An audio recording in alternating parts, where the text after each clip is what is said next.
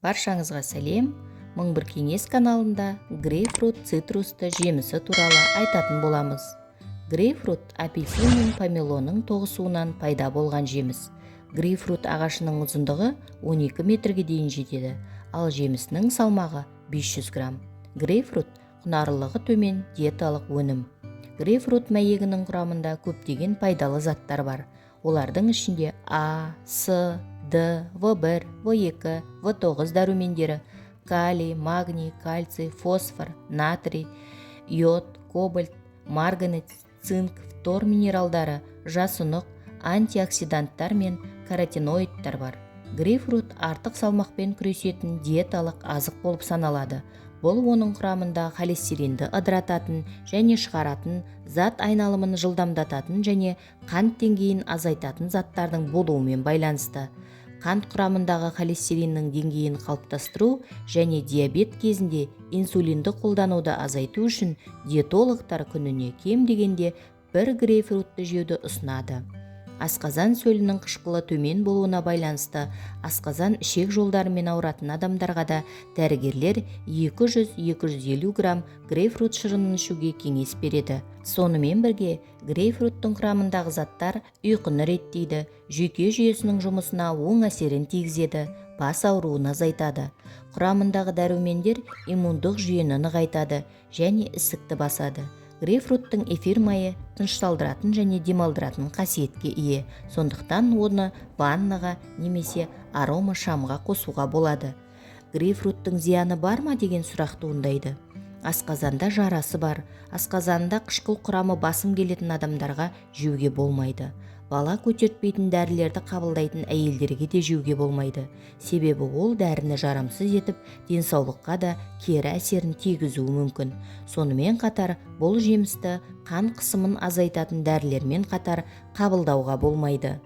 Егер бүйрегіңіз ауыратын болса, бұл жемісті жеуге болмайды. Сонымен қатар, грейпфрутты үнемі жесеңіз, тіс эмалі бұзылады.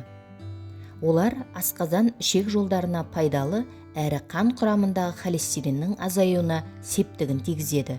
Жемістің иісі мен құрамындағы пайдалы заттар адамға аса пайдалы әрі ағзасындағы көптеген үдерістерді қалпына келтіреді. Сонымен қатар күйзелісті де емдейтін қасиетке ие. Грейпфрут диета нормасына да кіретін ингредиент.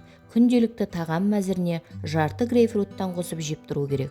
Сондай-ақ грейпфрут қан құрамында қантты азайтатын қасиетке ие. Сол себепті оны дәрігерлер диабет ауруына шалдыққан адамдарға ұсынып жатады. Бұл жемістердің химиялық құрамы олардың ерекше қасиеттеріне әкелді. Орташа мөлшердегі грейпфруттың жартысында аскорбин қышқылының тәуліктік нормасы бар. Бұл қанның қалыптасуы мен ұлпалардың қалыпқа келуінің қалыпты процесс үшін қажет зат. Сонымен қатар иммундық жүйенің жұмысын қамтамасыз етеді және ас қорыту процестерін қалыпқа келтіруге көмектеседі. Жемістің құрамындағы макро және микроэлементтердің көп мөлшері, оның ішінде темір анемияға жол бермейді, жүрек үшін пайдалы. Калий, фосфор алмасуын реттейді. Грейпфруттың қабығы мен қыжылды да емдеуге болады. Ол үшін қабықты ұсақ үккіште үгітіп, күніне 1 шай қасықтан жеу керек. Ол асқазан ауруын емдейді. Дәмі жақсы, пайдалы құрамын сақтап қалған жемісті таңдауда бірнеше факторды ескеру керек. Ең алдымен оның салмағы. Грейпфрут неғұрлым ауыр болса, соғұрлым шырынды болады. Ең дәмдісін табу үшін қабығына назар аударыңыз. Егер жеміс қоңыр немесе жасылдау реңкті болса, шошымаңыз. Ең бастысы ол ауыр, жұмсақ және соғылмаған болуы керек. Сонымен қатар жемістің иісіне де мән берген жөн. Егер оның иісі қатты болса, демек әбден піскен шырынды жеміс. Айтпақшы, қызыл грейпфруттың құрамында ликопин көп болғандықтан мықты антиоксидант саналады. Сол себепті қызыл грейпфрут ең пайдалы жемістің түріне жатады. Пайдалы ақпаратым ұнаса, каналыма тіркеліп, лайк басып, комментарий қалдыруды ұмытпаңыз. Кәдеңізге жарасын.